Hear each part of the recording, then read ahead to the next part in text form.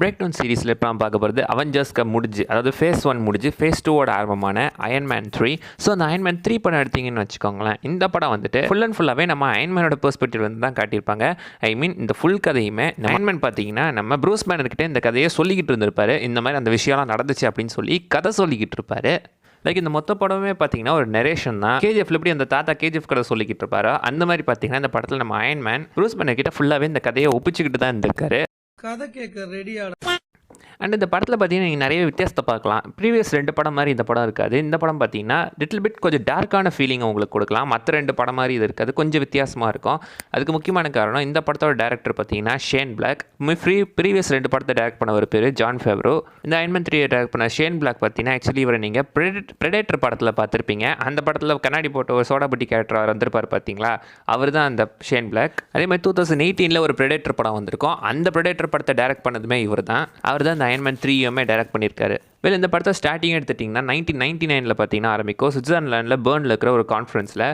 இந்த கான்ஃபரன்ஸில் தான் பார்த்தீங்கன்னா நம்ம அயன்மேன் ஃபஸ்ட்டாக என்சனை மீட் பண்ணியிருப்பாரு. அயன்மேன் ஃபஸ்ட் பார்ட்டில் மீட் பண்ண அதே ஆள் அங்கேயுமே அவர் மென்ஷன் பண்ணியிருப்பாரு, உங்களை நான் இந்த பேர்ன் கான்ஃபரன்ஸில் பார்த்துருக்கேன் அப்படின்னு. ஆனால் நம்ம அயன்மேனுக்கு அது ஞாபகம் இருக்காது.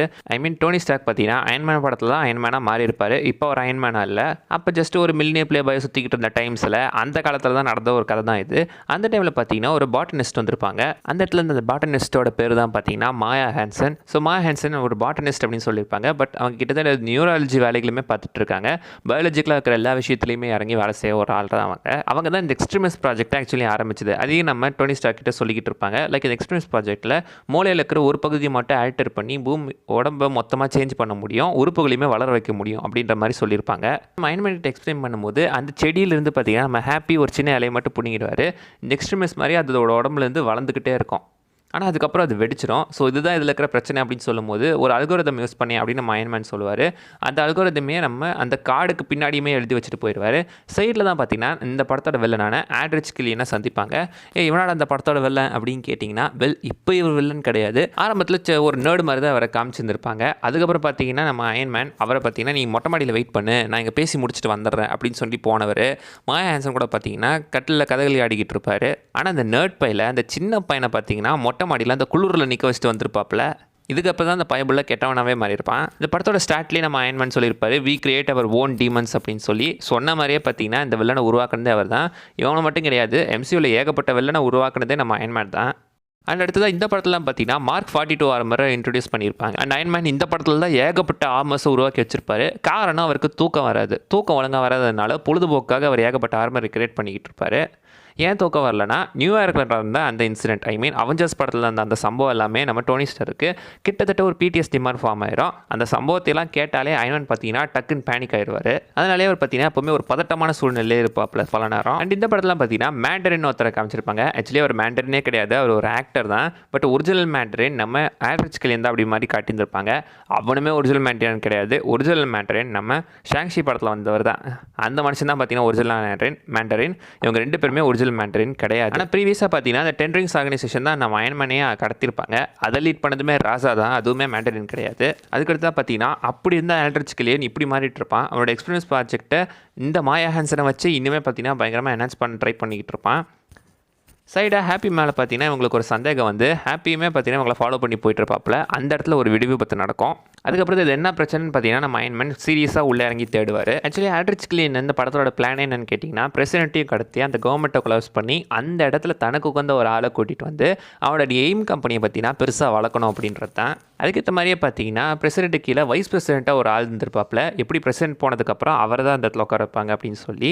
அண்ட் இந்த படத்தில் தான் பார்த்தீங்கன்னா நம்ம வார் மிஷினை அயன் பேட்ரியட்டாக மாற்றிருப்பாங்க.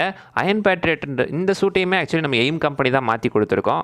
அயன் பேட்ரியட்டாக ஆக்சுவலி காமிக்ஸ்லையுமே இருக்குது. காமிக்ஸில் அயன் பேட்ரியட்டாக இருந்தது நார்மன் ஆஸ்பான். படத்தில் அதை நம்ம ரோடியை வார் மிஷினாக இருக்கிற மாதிரி காட்டியிருக்காங்க. அதே வார் மிஷின் சூட்டுக்கு டிஃப்ரெண்ட்டாக பெயிண்ட் கலர் அடிச்சு கொடுத்துருக்காங்க. அவள் தான் ஆட்ரிச் கில்லியனோட அடியாளாக இருக்கிற அந்த வைஸ் பிரசிடென்ட்டையுமே ஆக்சுவலி காட்டியிருந்திருப்பாங்க. இந்த சீனில் தான் இதுக்காக இவர் ஆட்ரிச் கில்லியனுக்காக வேலை செய்யணும் அப்படின்ற மாதிரி பார்க்கும்போது தான் ஒரே சீனில் பார்த்தீங்கன்னா அதை காட்டியிருந்திருப்பாங்க. ஐ மீன் அந்த இடத்துல அவரோட பொண்ணு இருப்பார்.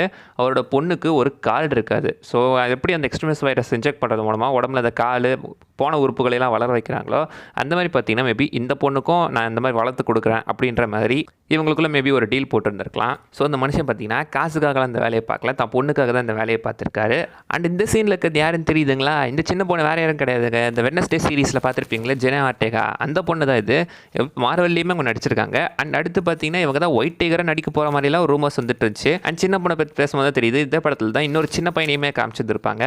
அவனோட பேர் தான் ஹார்லி. ஸோ ஹார்லி பையன் பார்த்தீங்கன்னா அவனுக்குன்னு சொல்லிட்டு ஒரு வேர் ஹவுஸ் மாதிரி இருக்கும். அந்த இடத்துக்குள்ளே தான் அவனுமே ஒரு இன்வென்ஷன் மேலே ஆர்வம் வைக்கிற பையன்ற மாதிரி தான் காட்டியிருப்பாங்க. ஆர்வமே பொட்டேட்டோ கன்னோட தான் வருவான்.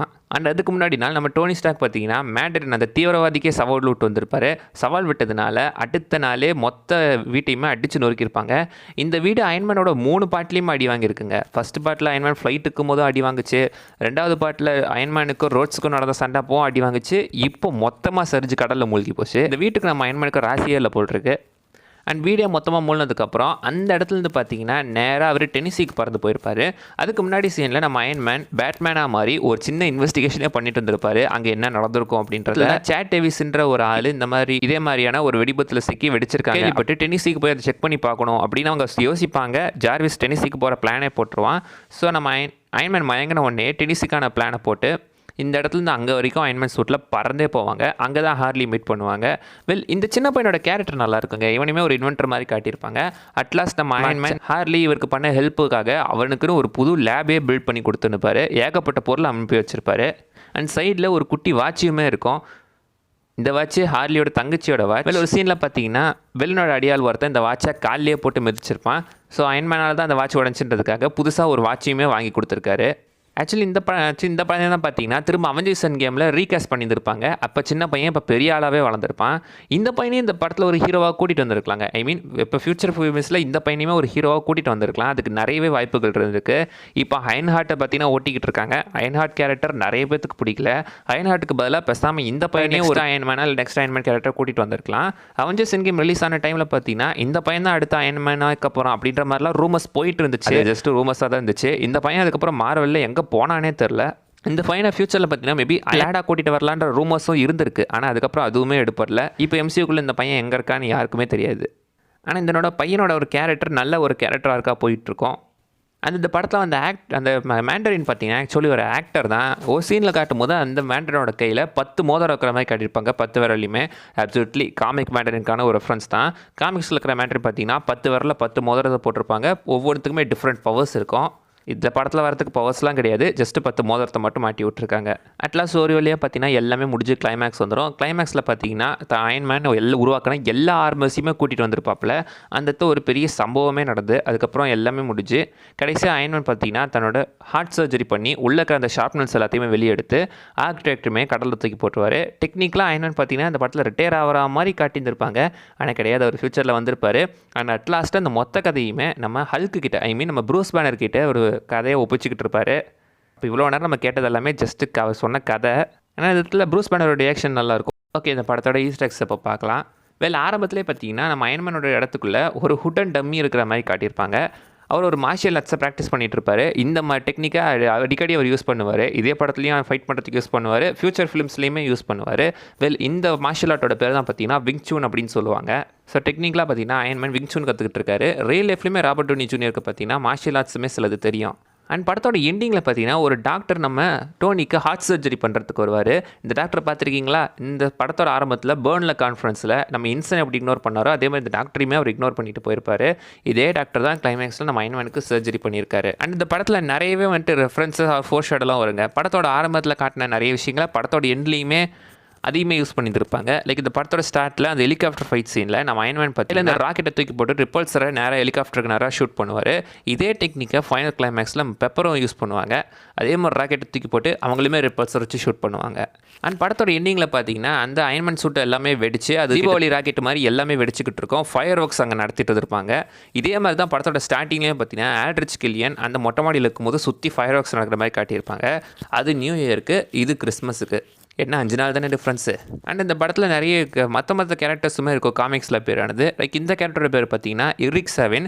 காமிக்கில் இந்த விளையாடோட பேர் பார்த்தீங்கன்னா கோல்டு பிளட் அப்படின்னு சொல்லும். அடுத்ததாக ஹாப்பிக்கு அந்த வெடி விபத்து நடக்கிற இடத்துல ஒரு கேரக்டரை காட்டுவாங்க. அந்த கேரக்டரோட பேர் பார்த்தீங்கன்னா டேகர்ட். காமிக்கில் ஆக்சுவலி ஜாக் டேகர்ட் அப்படின்ற ஒரு கேரக்டருமே இருக்குது. அண்ட் இந்த கேரக்டரோட பேர் தான் எலன் பிராண்ட். எலன் பிராண்ட் பார்த்தீங்கன்னா ஆக்சுவலி மேன்திங்கோட ஒய்ஃபாக காமிக்கில் காமிச்சிருந்துருப்பாங்க. அவங்க மூஞ்சிலையுமே ஒரு ஸ்கார்ஸ் இருக்கும். லைக் மேன்திங்க்கு பார்த்தீங்கன்னா ஆசிட் டச் மாதிரி ஒரு பவர் இருக்கும். முகத்தில் தொட்ட உடனே ஆசிட் முகத்தை எரிக்கிற மாதிரி மேபி அதை டிபிக் பண்ணுற விதமாக அதை வச்சுருக்காங்கன்னு நினைக்கிறேன். அண்ட் இந்த படத்தில் பேரான புது ஆர்மர் தான் பார்த்தீங்கன்னா ஆக்சுவலி மார்க் 42. இது மார்க் 42 தான். இதுக்கு முன்னாடி பார்த்தீங்கன்னா ஏகப்பட்ட ஆர்மர்ஸ் இருக்குது. கிளைமேக்ஸ் ஃபைட்டில் அயன்மேன் கூட நிறையவே ஆர்மர்ஸை காட்டியிருப்பாங்க. லைக் இந்த சீனில் வருது பார்த்தீங்கன்னா மார்க் 17. இதோட பேர் ஹார்ட் பிரேக்கர் அப்படின்னு சொல்லுவாங்க. அடுத்து இது மார்க் 33 சில்வர் செஞ்சுரியான். அடுத்தது மார்க் 35 இது ரெட் ஸ்னாப்பர்னு சொல்லுவாங்க. இது ஆக்சுவலி டிசாஸ்டரில் மாட்டினவங்கள ரெஸ்கியூ பண்ணுற ஒரு சூட்டு. அடுத்தது மார்க் 38 இதுதான் பார்த்தீங்கன்னா பார்க்கறதுக்கு ஒரு ஹல்க் பஸ்டர் ஃபீல்டில் இருக்கும். இதோட பேர் ஐகர். எனக்கு பிடிச்ச சூட்டே இதாங்க. அண்டு இன்னொரு சைடில் மார்க் 39 வந்திருக்கும். அதோட பேர் ஜெமினி.